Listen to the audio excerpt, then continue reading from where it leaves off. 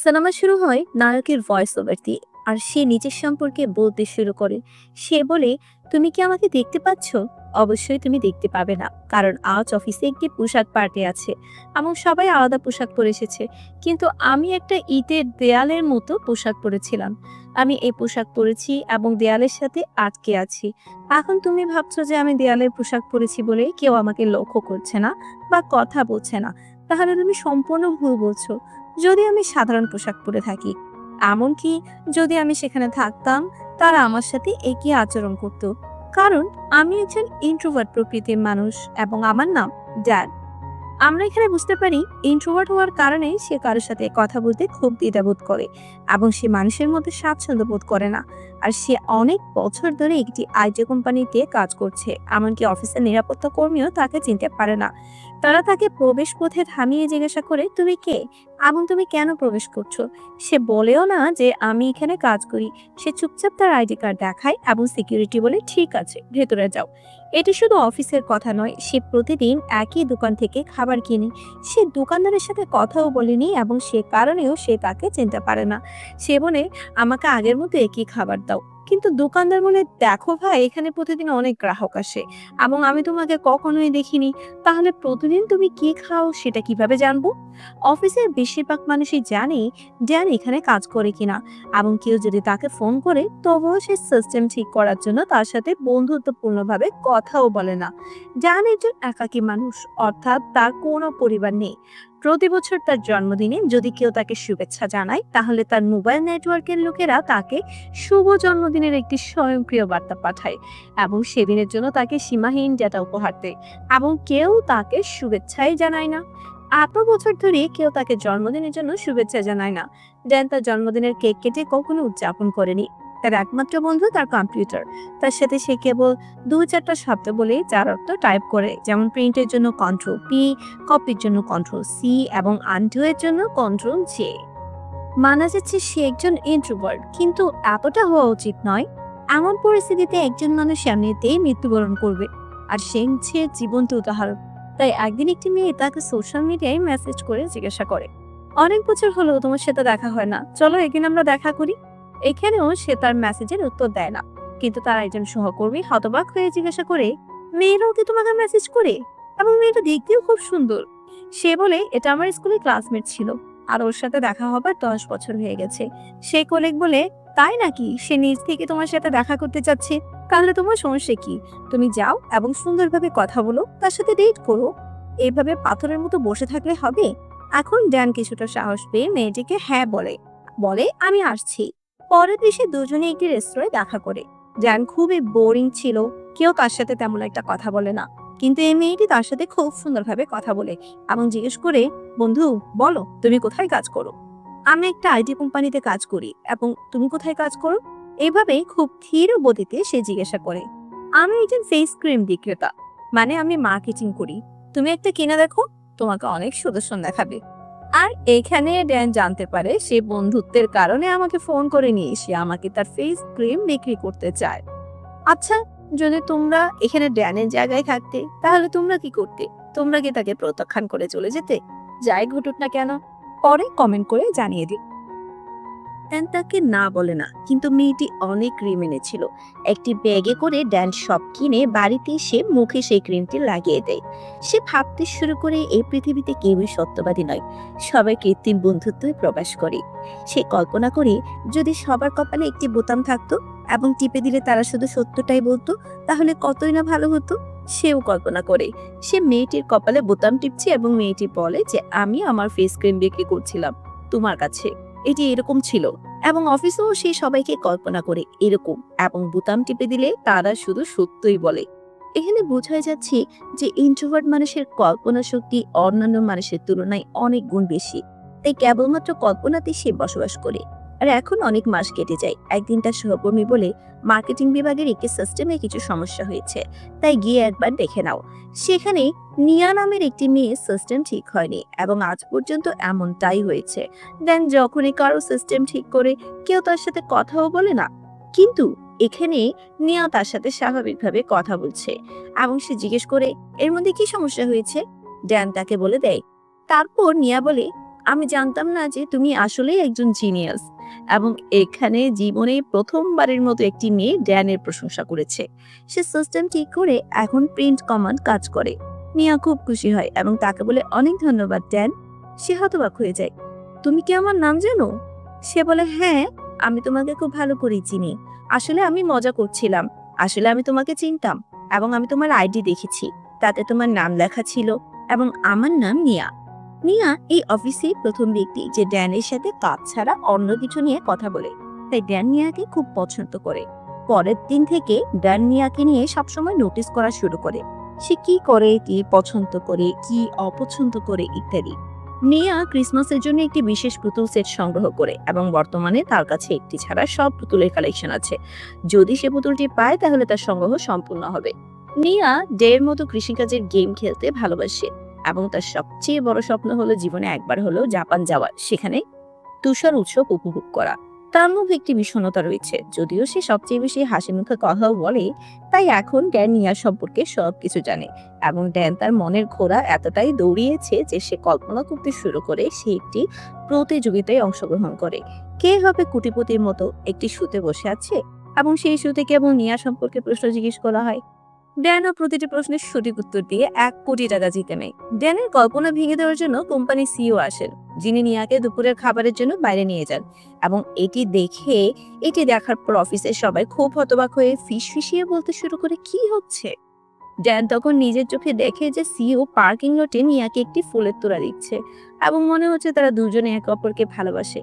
জীবনে প্রথমবারের মতো একটি মেয়ে ড্যানের সাথে এত ভালো ব্যবহার করেছে এবং ড্যান তাকে ভালোবাসতে শুরু করেছে। কিন্তু এখন সে সিইও হয়ে গিয়েছে।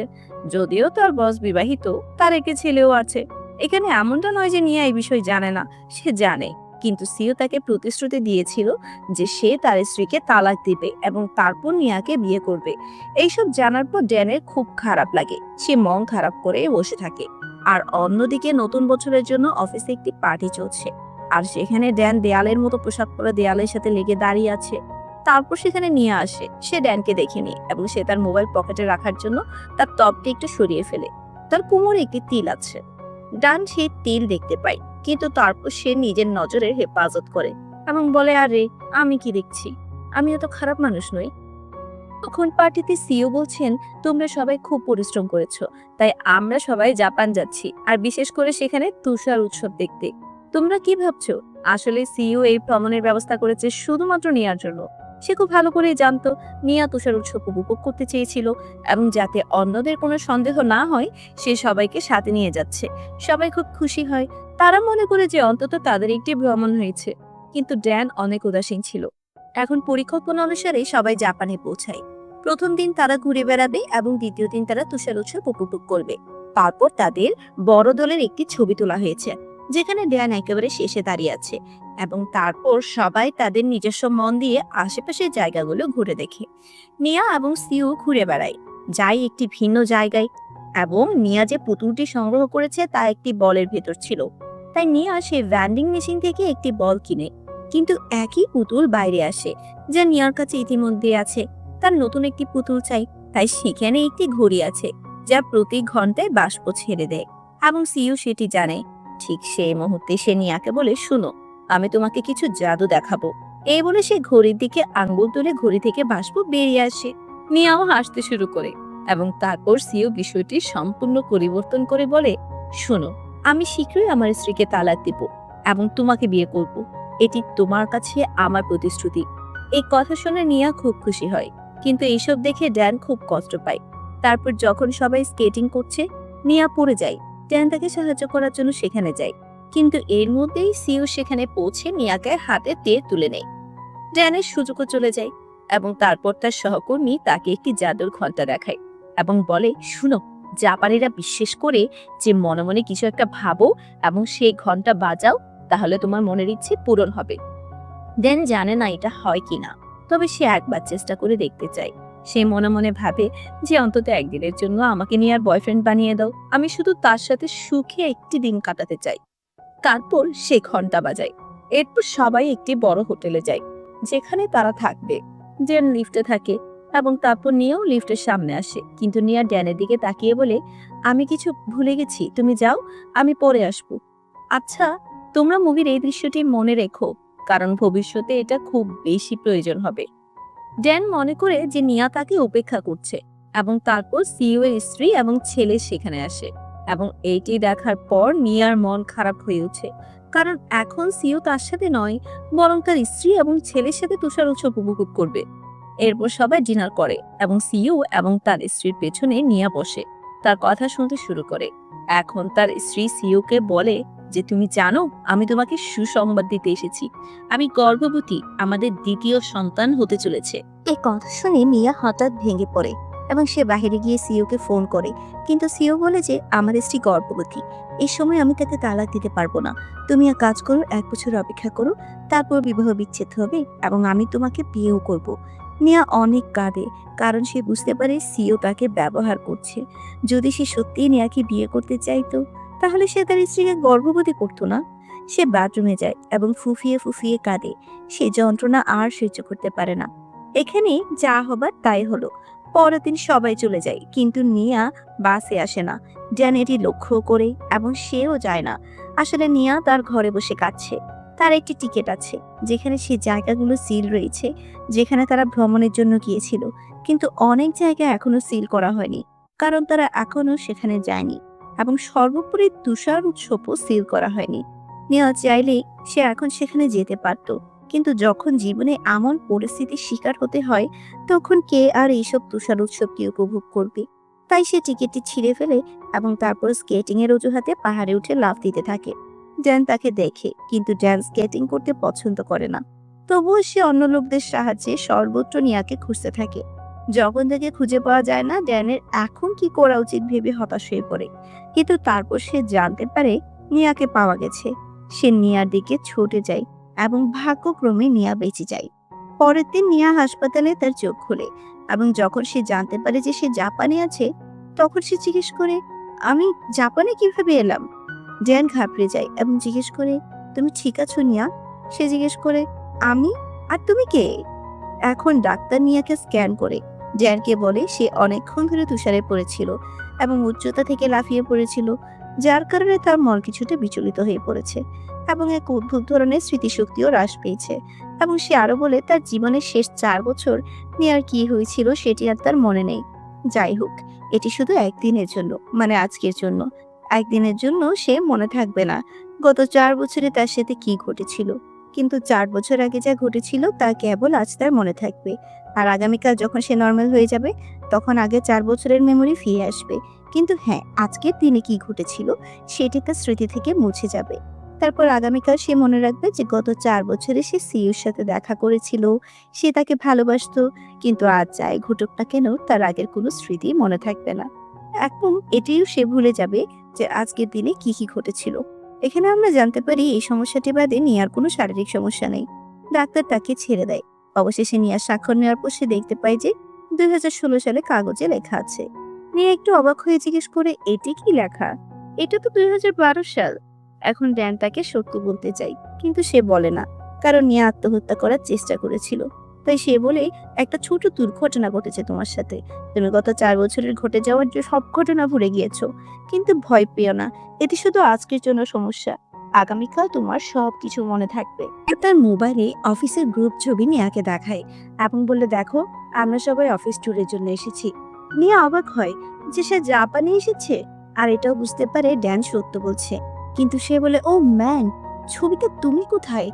ড্যান তাকে জুম করে দেখায় এবং তার চেহারা দেখায়, আমি শেষের দিকে দাঁড়িয়ে আছি। ওহ, এটা শুধু তুমি? হ্যাঁ। বাকি সবাই কোথায় গেল? তারা সবাই চলে গেছে নাকি? ড্যান বলে, তারা সবাই চলে গেছে। তাহলে আমরা এখানে কি করছি? দেখো, আরো অনেক জায়গা আছে যেখানে আমাদের বেড়াতে যাওয়ার কথা ছিল, তাই আমি তোমার সাথে আছি। নিয়া জিজ্ঞেস করে, তাহলে তুমি কি আমার প্রেমিক? এটি শুনে ড্যান দ্বিধাগ্রস্ত হয়। সে কি বলবে তা বুঝতে পারছে না এবং তার মনে পড়ে সেই জাদুর ঘন্টাটির কথা, যেখানে সে বলেছিল আমাকে কেবল একদিনের জন্য নিয়ার বয়ফ্রেন্ড হওয়া উচিত। সে ভাবে মনে হয় আজই সেদিন। যখন সে নিয়ার বয়ফ্রেন্ড হওয়ার সুযোগ পায়, তখন সে বলে, হ্যাঁ, আমি তোমার বয়ফ্রেন্ড। কিন্তু নিয়ার সন্দেহ হয় এবং সে জিজ্ঞেস করে যে আমরা দুজনে নিশ্চয়ই একসাথে ছবি তুলেছি, তুমি আমাকে আমাদের ছবি দেখাও। জ্যান বলে, আসলে ছবি তোলার পর সোশ্যাল মিডিয়াতে পোস্ট দিতে ভালো লাগে না, তাই আমরা একসাথে কখনোই ছবি তুলিনি। নিয়া রেগে যায় এবং বলে, তাহলে আমি কিভাবে বিশ্বাস করবো যে আমরা দুজনে বয়ফ্রেন্ড এবং গার্লফ্রেন্ড? এবং এই গ্রুপ ফটোটিও দেখি আমি এক জায়গায় আর তুমি অন্য জায়গায় দাঁড়িয়ে আছো। কিন্তু ড্যান অজুহাত দেখায় যে, আরে কারণ অফিসে কেউ জানে না যে আমরা দুজনে একে অপরকে ভালোবাসি, সে কারণে আমরা আলাদা ছিলাম। এখন ড্যান সবচেয়ে বড় মিথ্যে বলে সে কোম্পানিতে অনেক বড় পজিশনে আছে। সে নিয়াকে বলে, তুমি যেখানে কাজ করো আমি সেই জায়গার সিইও। নিয়া তার ফোন চায়, তাই ড্যান তাকে ফোনটা দেয়, কিন্তু অনেকক্ষণ বরফে পড়ে থাকার কারণে ফোনটা কাজ করছে না। নিয়া বলে, তোমাকে দেখার পর আমার মনের মধ্যে ভালোবাসা আসছে না। জানি না কেন জানি তুমি দেখতে সিওর মতো নও, আর বুদ্ধিমান বলেও মনেই হচ্ছে না। আর নিজের চুলের দিকে দেখো একবার, মনে হচ্ছে না যে তুমি চুল আঁচড়াও। তাহলে আমি কিভাবে তোমার প্রেমে পড়লাম? আমি জানি না কিভাবে বিশ্বাস করব তোমাকে। আসলে আমি বিশ্বাস করতে পারছি না যে আমি তোমাকে ভালোবাসি। তারপর ড্যান বলে, আমার মনে আছে সে পোশাকের পার্টির কথা, যখন ড্যান দেয়ালের সাথে লেগে দাঁড়িয়েছিল এবং নিয়া সেখানে এসেছিল। তারপর সে ফোন রাখার জন্য টপ খুলে ফেললো, আর তখন ড্যান তার কোমরে একটি তিল লক্ষ্য করলো। এখন সে বলে যে, তোমার কোমরে একটি তিল আছে, এটা কি তিল নাকি? নিয়া অবাক হয়ে যায়, সে এটি কিভাবে জানলো? ওহ, এটা কি আসলে আমার বয়ফ্রেন্ড? আর এখন যেহেতু সে একটু বিশ্বাস করতে শুরু করেছে, ড্যান বাথরুমে যায় এবং তার চুল আঁচড়ায়, এমনকি তার নাকের ভিতর থেকে চুলও টেনে বের করে। বেচারা ব্যথায় চিৎকার করে এবং অবশেষে পরিষ্কার এবং পরিপাটি হয়ে বেরিয়ে আসে। তারপর দুজনে হাঁটতে বের হয়, কিন্তু নিয়াকে এখনো চিন্তিত দেখাচ্ছে। জানি না তার মনে কি চলছে। এরপর ড্যান নিয়াকে সে টিকিটটি দেখায়, যেটা নিয়া ছিঁড়েছিল। সে টেপ লাগিয়ে এটি সংযুক্ত করে এবং বলে, দেখো এখন আমাদের এই জায়গাগুলো দেখতে হবে এবং অবশেষে আমরা তোমার পছন্দের জায়গা অর্থাৎ তুষার উৎসবে যাব। কিন্তু নিয়ার তুষার উৎসব দেখার চাহিদা জন্মেছিল গত 4 বছরে, এবং যেহেতু সে 4 বছর ভুলে গিয়েছে, তাই এখন তার তুষার উৎসব দেখার বিশেষ আগ্রহ নেই। সে জিজ্ঞেস করে, আমাকে বলো কেন এই টিকিটটা ছিঁড়া? ড্যান বলে, তুমি তো ছিঁড়ে ফেলেছিলে, কারণ তুমি আমার সাথে এইসব জায়গা দেখতে চেয়েছিলে, কিন্তু যখন আমি কাজের অজুহাত দিলাম তখন তুমি রেগে গিয়ে এটা ছিঁড়েছ। মিয়া বিশ্বাস করতে পারছিল না যে ড্যানের মতো একজন পুরুষের প্রতি তার এত ভালোবাসা ছিল। ড্যান বলে, তোমাকে আমার কথা বিশ্বাস করতে হবে, কারণ আমরা দুজন একে অপরকে অনেক ভালোবাসতাম। আমরা দুজন একে অপরের জন্যই তৈরি। এখন চলো আমাদের ভ্রমণ শুরু করি। মিয়া স্পষ্টভাবে অস্বীকার করে, আমার কোথাও যাওয়ার কোনো আগ্রহ নেই। তুমি তোমার পথে যাও এবং আমি একা যেতে চাই। তুমি আমাকে একা ছেড়ে দাও। কিন্তু ড্যান সর্বত্র তার পিছু করতে থাকে। সে রাস্তা পার হওয়ার জন্য নিয়ার হাত ধরে, তারপর নিয়া তার হাত ছেড়ে দেয় এবং বলে, দেখো যদিও এটা সত্য যে আমরা দুজনেই প্রেমিক প্রেমিকা ছিলাম, তবে এই মুহূর্তে আমার কিচ্ছু মনে নেই। তাই দয়া করে আমাকে ছেড়ে দাও এবং ভাবো যে আজ আমাদের সম্পর্ক ভেঙে গিয়েছে, ব্যাপারটা শেষ। এবং যদি আমি আগামীকালও তোমাকে মনে রাখি তাহলে ব্যাপারটা ভিন্ন হবে। তোমার মতো মানুষকে আমি ভালোবাসতাম সেটা আমি সত্যিও ভাবতে পারছি না। এরপর ড্যানের মুখ তাৎক্ষণিকভাবে শুকিয়ে যায় এবং সে অনেক কষ্ট পায় এবং নিয়াকে বলে, আমার মতো একজন মানুষ? তুমি কি বলতে চাও? আরে তোমার মুখ, তোমার চুল, তোমার পোশাক কিচ্ছুই না আমি পছন্দ করি না। তুমি আমার টাইপের নও। এই বলে ড্যান চুপচাপ রাস্তা পার হতে শুরু করে। বেচারা গাড়ির সামনে চলে আসে। তার অ্যাক্সিডেন্ট হবে হবে এমন অবস্থা। আর অন্যদিকে নিয়াও দূর থেকে তাকে ডাকে, আরে তুমি কি কিছুই শুনতে পাচ্ছ না? ড্যান চাইলে সে এখনই তাকে ছেড়ে দিতে পারত, কিন্তু ইয়ার কিছুই মনে নেই এবং ভাবছি সে এখানে একা কিভাবে চলবে। সে অবশেষে তার ব্যথা তার হৃদয়ে চেপে রেখে নিয়ার কাছে ফিরে আসে এবং বলে, ঠিক আছে যা খুশি করো, কিন্তু আমার খুব ক্ষুধা লেগেছে। পাশে একটা রেস্তোরাঁ আছে, আমার একা যেতে খুব অদ্ভুত লাগছে, তাই তুমিও আমার সাথে এসো। নিয়ারও তার জন্য খুব খারাপ লাগে, তাই সে ড্যানের সাথে সেই রাস্তায় যায় এবং খেতে শুরু করে। ড্যান এখানকার জাপানি খাবার পছন্দ করে না এবং প্রতিটি খাবারের স্বাদ নেওয়ার পর সে বমি করতে শুরু করে। তার মুখের প্রতিক্রিয়া দেখে নিয়া মনে মনে হেসে বলে, বাহ, তুমি অনেক কমেডিয়ান। তারপর সে বলে, আমি হোটেলের ঘরে বসে একা একা কি করব? তুমি আমাকে কিছু লোকেশনের কথা বলেছিলে না, চলো সেখানে ঘুরে বেড়াই। নিয়ার মুখ থেকে এ কথা শোনার পর ড্যানের খুশি সীমা থাকে না। দুজনে একটি ঠান্ডা ট্রেনে করে চলে যায়। কিছুক্ষণ পর নিয়া ড্যানের কাঁধে মাথা রেখে ঘুমিয়ে পড়ে। ড্যানের মনে হয় ট্রেনটা মাটিতে নয়, বাতাসে ভাসছে। জানলা দিয়ে একটু সূর্যের আলো। সে টিকিট দিয়ে আটকাতে যায় নিয়ার মুখে সূর্যের আলো যাতে না পড়ে। অবশেষে তারা প্রথম জায়গায় পৌঁছয়, যেখানে দৃশ্যটা খুবই মনোমুগ্ধকর। নিয়া খুব খুশি হয়ে জিজ্ঞেস করে, তুমি যদি সত্যি আমার প্রেমিক হও তাহলে কি তুমি কখনো আমার চোখের দিকে তাকিয়ে আমার সাথে কথা বলে না কেন? ড্যান বলে, আসলে ছোটবেলা থেকে কারো চোখের দিকে তাকিয়ে তার কথা বলার অভ্যেস নেই। মিয়া বলে, আচ্ছা ঠিক আছে, তোমার চোখের দিকে তাকানোর অভ্যেস নেই, তাহলে আমি কিভাবে তোমার প্রেমে পড়ে গেলাম? আমি তোমার কোম্পানির সিইও হও, তাই হয়তো তুমি আমার প্রফেশন দেখে মুগ্ধ হয়েছ। নেয়া বলে, ও হ্যাঁ, সত্যি কথা বলতে তোমার কোনো কথাই আমার বিশ্বাস হয় না। আচ্ছা, আমরা প্রথমবার কিভাবে দেখা করেছিলাম? কি হয়েছিল বলো? ওহ, আমি কিভাবে ভুলবো? তুমি সাদা পোশাক, কালো হিল আর লাল বেল্ট করেছিলে। নিয়ে একটু অবাক হয়ে উঠে যে একজন মানুষ কিভাবে এমন জিনিসগুলো মনে রাখতে পারে। আরে, আমি কি এটা মনে রাখতে পারি? আর নিয়া, তোমার প্রতিটি ছোট জিনিসের কথাই আমার মনে আছে। আমি তোমাকে অনেক ভালোবাসি। সেদিন তোমার সিস্টেমে একটি সমস্যা ছিল এবং আমি এটা ঠিক করতে এসেছিলাম। নিয়া বলে, কি? তুমি এটা ঠিক করেছো? কিন্তু তুমি সিও না। সিস্টেম ঠিক করার জন্য তখন আর কেউ ছিল না নাকি? তুমি কেন ঠিক করছো? ড্যান বলে, হ্যাঁ, তুমি খুব ভালো প্রশ্ন করেছো। আমি আমার ক্যারিয়ার শুরু করেছিলাম এই ছোট ছোট সিস্টেম মেরামতের কাজ করি, এবং সত্যি বলতে সিও হওয়ার গর্ব এড়াতে মাঝে মাঝে আমি আমার পুরনো কাজ করি। এরপর নিয়া জিজ্ঞেস করে, তুমি কি আমার জন্য আরো কিছু করেছো? তুমি কি করেছো বলো, আমি জানতে খুব আগ্রহী। এখন ড্যান সত্যি কথাগুলো বলে, যা সে নিয়ার জন্য করেছিল।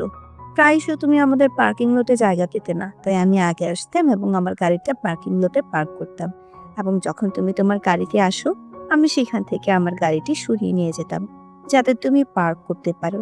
আমি আমার গাড়িটা বাইরে কোথাও পার্ক করতাম, এবং তুমি যেই গেম খেলতে, তুমি পরবর্তী স্তরে যেতে পারছিলে না এবং বিরক্ত হয়ে গিয়েছিলে। তাই আমি সিস্টেমটি হ্যাক করেছিলাম এবং দিন রাত খেলা করে তোমাকে পরবর্তী স্তরে নিয়ে গিয়েছিলাম, এবং তুমি অফিসের সবাইকে বলতে পেরে খুশি হয়েছিলে যে তুমি পরবর্তী স্তরে পৌঁছে গেছো। হ্যাঁ, এবং আমি তোমাকে সত্যি বলছি, তাই যে সুখ দেখে আমি খুব খুশি হয়েছিলাম। এবং যখন তুমি অফিস থেকে বের হতে, তোমার ডেস্কটি খুব নোংরা ছিল, অর্থাৎ জিনিসপত্র এখানে সেখানে পড়ে থাকতো। তুমি চলে যাওয়ার পর আমি সেই জায়গাটি খুব সুন্দরভাবে পরিষ্কার করে সাজিয়ে রাখতাম। আমি এটি দিতাম, কিন্তু পরের দিন যখন তুমি আসো, ডেস্কটি এত পরিষ্কার দেখে তুমি গৃহকর্মী মহিলাকে একটি উপহার দিতে, এবং আমি দূর থেকে এসব দেখে খুশি হতাম। এবং আরো একটা জিনিস, তুমি সেই পুরনো গানগুলো খুব পছন্দ করো, তাই না? আমি তোমার সকল পুরনো কালেকশনগুলো তোমার সিস্টেমে আপলোড করে রেখেছি, যেগুলো তুমি অনেক আগ্রহের সাথে শুনতে। আমি প্রতিটি মুহূর্তে তোমার দিকে তাকিয়ে থাকতাম এবং তাতে আমি অনেক খুশি থাকতাম, কিন্তু তুমি বুঝতেও পারতে না যে আমি এসব করছি। সবকিছু শোনার পর নিয়া খুব খুশি হয়ে গেল, কিন্তু সে নিশ্চিত ছিল না। তার মনে হয় না যে কেউ কিভাবে তার জন্য এত কিছু করতে পারে। পথে ড্যানের ফোনে একটি মেসেজ আসে, যেখানে ড্যান ফোনটির ভেতরে রাখতে যাবে, তখন নিয়া তার মোবাইলটি নিয়ে বলে, দেখি কে তোমাকে মেসেজ করেছে। মোবাইল নেটওয়ার্ক থেকে মেসেজটি আসে, ঘটনাচক্রে আজ তোমার জন্মদিন এবং আজকের এই আনন্দে তোমাকে বিনামূল্যে সীমাহীন ডেটা দেওয়া হচ্ছে। মিয়া জিজ্ঞেস করে, আজকে সত্যি তোমার জন্মদিন? জ্যান উত্তর দেয়, হ্যাঁ। মিয়া জিজ্ঞেস করে, তোমার বয়স কত? জ্যান বলে, আমার বয়স 30 বছর। বাবা, আমার বয়স মাত্র 24 বছর। জ্যান বলে, শোনো মহারানী, তুমি গত 4 বছর ভুলে গেছো। সে অনুযায়ী এখন তোমার বয়স 28 বছর। তুমি আমার থেকে মাত্র 2 বছরের ছোট। ও হে, এটা তো তুমি একেবারে ঠিক বলেছ। 30 বছরের মধ্যে আবার বিয়ে করতে হবে, তারপর মেয়েদের জন্য অনেক দেরি হয়ে যায়। তারা সর্বত্র এইভাবে কথা বলে ঘুরে বেড়ায়। জাদুর ঘন্টা থেকে ড্যান যা চেয়েছিল তা তারা উপভোগ করে। জ্যান তার স্বপ্ন সত্যি হতে দেখে সে খুব খুশি। মিয়াও খুব খুশি। এখন তাদের টিকিট অন্যান্য সব জায়গার মধ্যে। তারা এমন এক জায়গায় থামি যেখানে নিয়ার ফোন কাজ করতে শুরু করে। এবার জ্যান ঘাবড়ে যায়, এখন কি হবে? তবে বলো দেখে নিয়া জিজ্ঞেস করে, তুমি যদি আমার বয়ফ্রেন্ড হও, তাহলে এই লোকটা ছবি সব জায়গায় আমার সাথে দাঁড়িয়ে আছে কেন? সে আসলে সিও কথায় জ্যানকে জিজ্ঞেস করছে। জ্যান বলে, আরে সে কোম্পানির একজন কর্মচারী। মিয়া বলে, কিন্তু সে দেখতে বসের মতো, আর তুমি দেখতে একজন কর্মচারীর মতো। জ্যান বলে, ভাই, তোমার কথায় আমার মাথা ঘুরছে, আমাদের অন্য কোথাও যাওয়া উচিত। মিয়া তার কথায় রাজি হয়, সেখানকার জায়গায় ঘুরতে থাকে। এরপর তারা সেই তুষারের ফেস্টিভ্যালে যাওয়ার জন্য যায়। তখন তুষার ঝড় পড়ে এবং সব ট্রেন বাতিল হয়। এখন জ্যান খুব চিন্তিত যে কি হয়ে গেল। মিয়া বলে, তাহলে তুমি এত চিন্তিত কেন? আজ না হলে আমরা অন্য কোনো দিন দেখবো। কিন্তু মিয়া জ্যানের বিষয়টি বুঝতে পারে না, কারণ জ্যানের কাছে আজকের দিনই অবশিষ্ট আছে। আর আজকে সে নিয়ার সাথে মজার সময় কাটাতে পারবে, কারণ আগামীকাল তার পুরোনো স্মৃতিগুলো ফিরে আসবে। এবং সে আজ ভুলে যাবে। আর জ্যানের জন্য এটাই সমস্যা, এবং আরো অনেক কিছু। দিয়া ড্যানের সাথে কাটানো দিনটিও হেরে যাবে। ড্যান এখন একটি ডিপার্টমেন্টাল স্টোরে বিষণ্ণভাবে বসে আছে, কারণ বাইরে ঝড় তীব্র হয়েছে। তারপর নিয়া মোমবাতি নিয়ে একটি ছোট কেক নিয়ে আসে এবং জ্যানকে জন্মদিনের শুভেচ্ছা জানায়। জ্যানের মুখ ছোট্ট শিশুর মতো উজ্জ্বল হয়ে ওঠে। আজ পর্যন্ত কেউ তাকে জন্মদিনের শুভেচ্ছা জানায়নি, না কেউ তাকে জন্মদিনের কেক এনে দিয়েছে। নিয়া বলে, দেখো তুমি কি চাও ভেবে দেখো, এবং মোমবাতি জ্বালাও। জ্যান মোমবাতি ফু দিয়ে নিভিয়ে দেয়। নিয়া জিজ্ঞেস করে, তুমি কি চেয়েছিলে বলো। জ্যান বলে, আমি বলেছিলাম যে ঝড় যত তাড়াতাড়ি সম্ভব শেষ হোক এবং ট্রেনটি শুরু হোক, যাতে আমরা দুজনেই তুষার উৎসবে যেতে পারি এবং সেখানে আনন্দ করতে পারি। নিয়া বলে, আরে তুমি এটা কি চাইলে? আমি তোমার কথা বলছিলাম। তুমি নিজের জন্য কিছু চাও না? তুমি কি সবসময় আমার কথা ভাবো? জ্যান বলে, তুমি ভুলে গিয়েছো, কিন্তু আমি ভুলিনি যে তুষার উৎসবে যাওয়া তোমার জীবনের সবচেয়ে বড় স্বপ্ন ছিল, এবং আমি কখনোই চাইবো না যে তুমি সেই সুখ মিস করো। এটাই আমার জীবনের সবচেয়ে বড় স্বপ্ন, যাতে তুমি সেই তুষার উৎসব উপভোগ করতে পারো। আর এখান থেকেই নিয়া জ্যানের সবকিছু পছন্দ করতে শুরু করে। সে বলে, আমার আর কিচ্ছু মনে নেই। এক কাজ করি, আমরা শুরু থেকে শুরু করি। আমি এখানে দাঁড়িয়ে আছি, আর তুমি সেখান থেকে এসে আমাকে একটি ভালো কবিতা আবৃত্তি করে মুগ্ধ করো। যেন সাহস সঞ্চয় করে কাছে এসে বলে, তোমার আঘাতটা সেরে গেছে কিনা। নিয়া বলে, আরে আমি কখন আঘাত পেয়েছি? আরে পরীরা আকাশ থেকে পৃথিবীতে লাফ দেয়, তাই তুমিও নিশ্চয়ই আকাশ থেকে লাফিয়ে পড়েছো, তাই তুমি নিশ্চয়ই আঘাত পেয়েছো। তাই আমি জিজ্ঞেস করছিলাম তোমার আঘাত কেমন। নিয়া হেসে বলে, তোমার কবিতা পড়ে ছাই হয়ে যাক, এটা কোনো কবিতা? অন্য কিছু ভাবো এবং আমাকে কিছু রোমান্টিক বলো।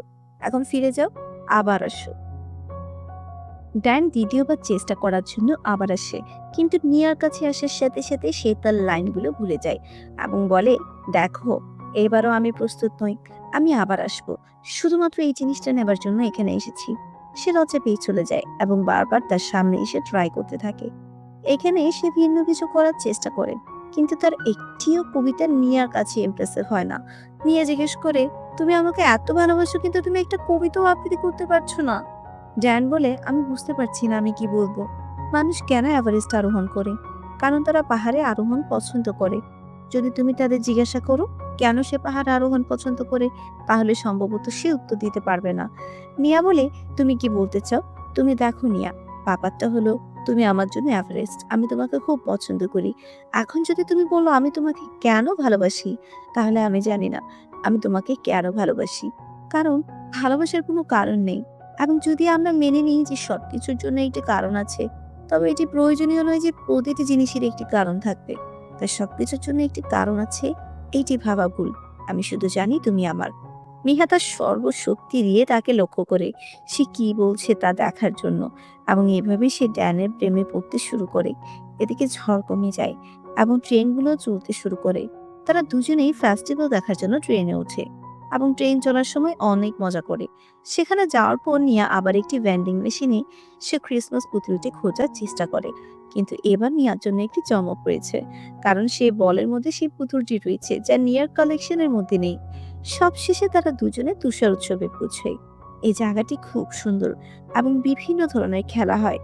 একে অপরের হাত ধরে তারা সেই জায়গায় ভ্রমণ করে। সেখানে একটি গির্জা আছে এবং তারা দুজনেই সেখানে যায়। ড্যান বলে যে, তুমি ৩০ বছর বয়সের আগেই বিয়ে করতে চেয়েছিলে, এখনই বিয়ে করে নাও। এই কথা বলে তারা একে অপরের হাতে আংটির মতো ট্রফি পরিয়ে দেয় এবং খুশি হয়ে যে বিবাহ সম্পূর্ণ হয়েছে।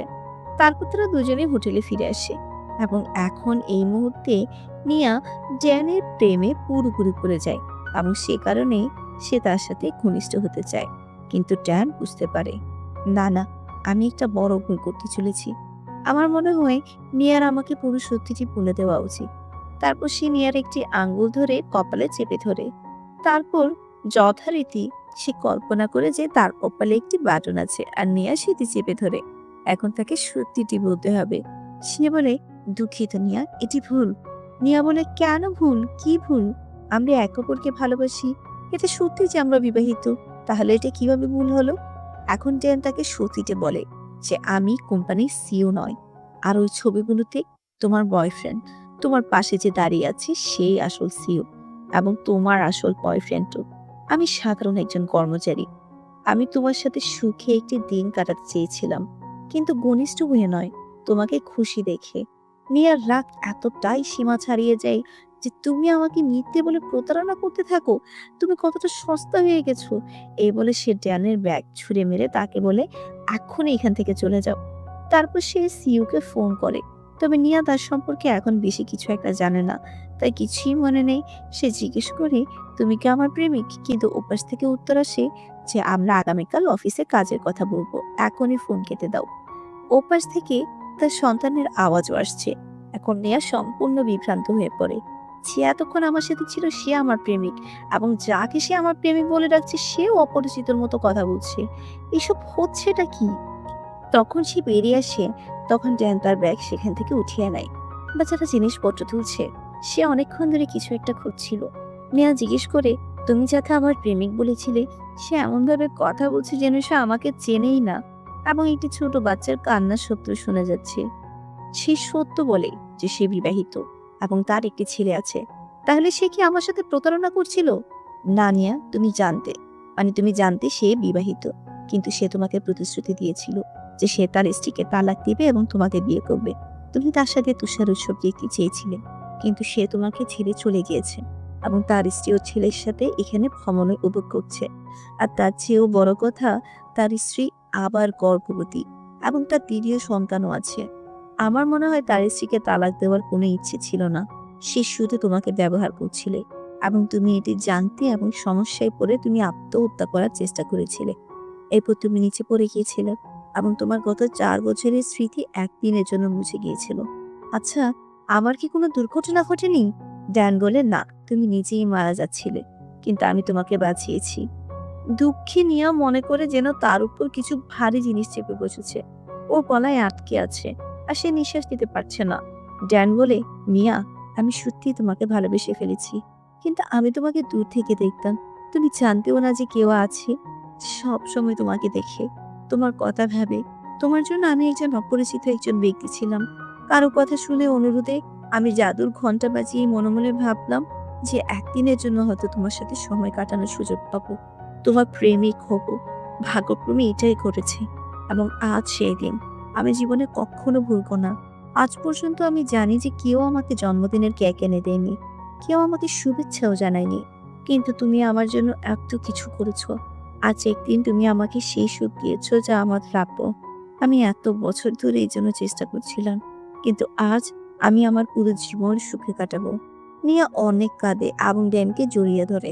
তারপর দুজনে এক জায়গায় বসে থাকে, এবং তারপর হঠাৎ ড্যান চিৎকার করে ওঠে যে আমি এটা খুঁজে পেয়েছি, আমি এটা খুঁজে পেয়েছি, দেখো। আসলে সে পুতুলটি দেখছিল যা নিয়ার সংগ্রহে শেষ পুতুল ছিল, যা ড্যানের ব্যাগে ছিল। কিন্তু যখন নিয়া তার ব্যাগের জন্য হাত বাড়ায়, তখন এটি পড়ে যায় এবং ড্যান এটি খুঁজে পেতে অনেক সময় নেয়। নিয়া বলে, তুমি সত্যি পাগল। আমি জানি তুমি এই ছোট্ট পুতুলের জন্য এত হইচই করছো, তুমি এটা খুঁজছিলে। ড্যান বলে, হ্যাঁ, এই পুতুলটা তোমার কাছে কতটা গুরুত্বপূর্ণ হয়তো তুমি ভুলে গেছো। এটা তোমার ক্রিসমাস কালেকশন সম্পূর্ণ হবে। এখন তুমি এর গুরুত্ব জানো না, কিন্তু আগামীকাল দেখবে, তুমি যখন তোমার সবকিছু মনে থাকবে, তখন এই পুতুল দেখার পর তোমার মুখে খুশি দেখি আমি খুব খুশি হব। নিয়া তাকে চুমু খাই। সত্য জানার পর সে ড্যানকে ভালোবাসতে শুরু করেছে। সে বলে, এখন আমি ওই সিও মুখ দেখতেই চাই না, আমি তোমার সাথে থাকতে চাই। ড্যান বলে, এটা হতে পারে না নিয়া, কারণ আগামীকাল তোমাকে সবকিছু ভুলতে হবে। আমি তোমাকে মিস করব, কিন্তু আজ সেই দিন তুমি পুরোপুরি ভুলে যাবে। আজ যা করছে তা তুমি মনেও রাখবে না। নিয়া বলে, এটা বলো না, আমি তোমাকে কখনো ভুলতে চাই না। সে তার ফোনে নিজের জন্য একটি ভিডিও রেকর্ড করে, যেখানে সে বলে, যদি তুমি এই ভিডিওটি দেখছো তাহলে নিয়া, এর মানে হলো তুমি এই দিনটি ভুলে গেছো। কিন্তু দয়া করে এই দিনটিকে আবার মনে রেখো, কারণ আজ ছিল তোমার জীবনের সেরা দিন, এবং তুমি জীবনে এত সুখ কখনো পাওনি। যদি তুমি এই দিনটি ভুলেও যাও, তাহলে দয়া করে এটি করো না। ভুলে যাও, কারণ তুমি ড্যানকে অনেক ভালোবাসো, আর জীবনে তুমি তার মতো ভালোবাসার মানুষ আর কখনো পাবে না। জীবনে তাকে মিস করো না। তোমার তাকে বিয়ে করা উচিত, সিওর মতো প্রতারক কে নয়। সে এই ভিডিওটি রেকর্ড করত, যাতে আগামীকাল ভুলে গেলেও সে ভিডিওটি আবার দেখতে পারে। সে পরিকল্পনা করেছে যাতে সে মনে রাখে তারপর ড্যান তাকে আরো একটি কথা বলে, আমি তোমাকে বলেছিলাম যে আমি তোমাকে আগে একবার প্রস্তাব দিয়েছিলাম। এবং এখানে ফ্ল্যাশব্যাকে দেখানো হয়েছে সেদিন কস্টিউম পার্টির পর নিয়া পার্কিং লটে অপেক্ষা করছিল এবং তারপর তার কাছে ড্যান আসে। আমি জানি তুমি আমাদের সিইওকে ভালোবাসো, কিন্তু হয়তো তুমি জানো না যে সে তোমার সুবিধা নিচ্ছে। আমি এটিও জানি যে তুমি আমাকে পছন্দ করবে না, কারণ আমি তোমার টাইপের নই। কিন্তু আমি প্রতিশ্রুতি দিতে পারি যে তুমি যদি আমার সাথে থাকো তুমি খুব খুশি হবে। তোমার জীবনের প্রতিটি মুহূর্ত সুখে ভরে উঠবে। কিন্তু সেই সময় নিয়ে তার কোনো কথাই শুনতে চায়নি, সেখান থেকে চলে যায়। এবং তারপর যখন ড্যান অফিসে উঠে, আসলে একটি সিন তোমাদেরকে মুভির শুরুতে যা আমি তোমাদেরকে মনে রাখতে বলেছিলাম, সেই সময় নিয়া সেখানে আসে। কিন্তু ড্যান নিয়াকে যা বলছিল, অর্থাৎ প্রস্তাবের বিষয়টি, নিয়া এটি পছন্দ করেনি। তাই ড্যানের সাথে লিফটে না আসে সে একটি অজুহাত দেখায়। বর্তমানে ড্যান বলছে, এই ভিডিওটি রেকর্ড করো না, কারণ আগামীকাল তুমি সবকিছু ভুলে যাবে এবং সেই মেয়ে নিয়া আমার মুখও পছন্দ করবে না। নিয়া কাঁদছে, আমি ভুলে গেলেও তুমি যখন আসবে তখন তুমি আমাকে মনে রাখবে। আমাকে বলো এবং আমাকে সবকিছু মনে করিয়ে দাও। আমার এই ভিডিওটি দেখাও, তাহলে আমি সবকিছু মনে রাখবো। ড্যান, আমাকে সাহায্য করো। আমি আমার জীবনে তোমার মতো একজনকে মিস করতে চাই না। ড্যান রাজি হয়। তারপর তারা দুজনেই হোটেলের ঘরে একসাথে সময় কাটায়। নিয়া ঘুমিয়ে পড়ে, ড্যান তাকে বিছানায় শুয়ে দেয় এবং এইটুকুই। ড্যান এবং নিয়ার একদিন শেষ। যখন সকালে সে নিয়া আজ ভুলে যাবে এবং আগের নিয়া হয়ে যাবে। সকাল আসে এবং নিয়া গতকালকের কথা ভাবে। তার কিচ্ছুই মনে থাকে না, শুধু এই কথা মনে থাকে, বলা হয়েছে সিও তার সাথে ঝামেলা করেছে এবং সে আত্মহত্যা করতে গিয়েছিল। তারপর সে কিচ্ছুই মনে রাখে না যে ড্যান আমাকে বাঁচিয়েছিলে, তারপর এই ঘটনাগুলো ঘটেছে ইত্যাদি। তবে হ্যাঁ, সে তার আঙ্গুলে টফির মতো আংটিটি দেখতে পায়, যা দেখে সে কিচ্ছুই বুঝতে পারে না। সে বুঝতে পারছে না এটা আমার হাতে কিভাবে এলো। এখানে আমরা বুঝতে পারি তার হাতে সেই আংটি কিভাবে আসলো। এরপর যখন সে রিসেপশনে পৌঁছায়, তখন তারা তাকে বলে সেখানে একটি দুর্ঘটনা ঘটেছিল এবং একজন লোক তোমাকে বাঁচিয়ে হাসপাতালে নিয়ে গিয়েছিল। তারপর তুমি সুস্থ হয়ে উঠেছিলে। ড্যান সম্পর্কে সে আর কোনো বিস্তারিত জানতো না এবং নিয়েও এটার দিকে খুব একটা মনোযোগ দেয় না এবং সেখান থেকে চলে যায়। আর একই বাসের পেছনের সিটে বসে আছে একেবারে অপরিচিতের মতো। সে গতকাল সারাদিন যেখানে যেখানে গিয়েছিল সেই সব জায়গার দিকে তাকায়।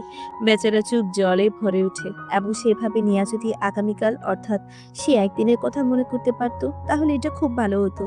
আমরা দুজনে একসাথে জীবনযাপন করতে পারতাম। এর পরের দিন মিয়া অফিসে যায় এবং যখন সে তার ব্যাগ খুলে তখন সেই টিকিটটি দেখতে পায় যেটি সে ছিঁড়ে ফেলেছিল, যেখানে প্রতিটি জায়গায় সিল লাগানো রয়েছে। নিয়ার যতদূর মনে পড়ে সে স্নো ফেস্টিভ্যালে যায়নি, তাই সে অবাক হয়ে যায় কেন স্নো ফেস্টিভ্যালের সিলও সেখানে লাগানো আছে। আর এখানেই শেষ নয়, তার ব্যাগে ক্রিসমাস কালেকশনের শেষ পুতুলটিও আছে, যা নাকি সে এক্সাইটেড হয়ে ওঠে। এটা আমার কাছে কিভাবে এলো? সে তার ফোনে তোলা ছবিগুলো দেখতে চায়, তাই সে সেখানে কেবল তথ্য সংগ্রহ করতে যায়। তার এক সহকর্মী বলে যে তথ্যগুলো শুধুমাত্র সেখানে পড়ে আছে, তবে ড্যান আজ আসেনি, তাই আমাকে সবকিছু করতে হবে। দয়া করে এটি তুমি নিজেই করে নাও। নিয়া এটি নিয়ে ডেটা কেবল সংযোগ করে এবং তার সিস্টেমে সমস্ত ছবি এবং ভিডিও দেখে। তারপর একটি ভিডিওতে নিয়া তুষার উৎসবে যায়। নিয়া বুঝতে পারে না যে আমি তুষার উৎসবে যাইনি, তাহলে এটি কিভাবে এলো এবং আমার ভিডিওতে কি শুট করেছে।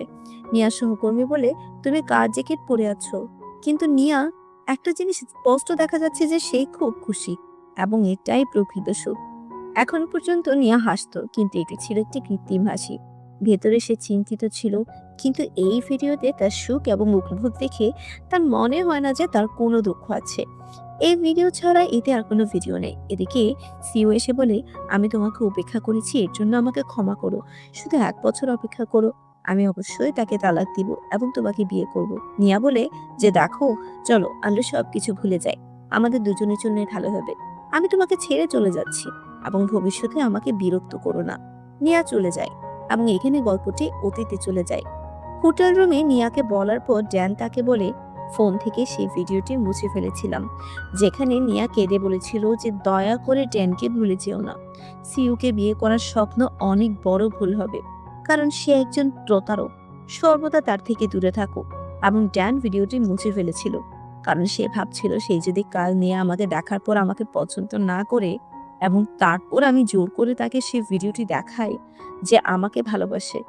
তুমি আগে বলেছিলে যে আমি তোমাকে বিয়ে করব, তাই এটি ঠিক নয়। সে আমাকে আর ভালোবাসবে না যতক্ষণ না সে নিজেই আমার প্রেমে পড়ে।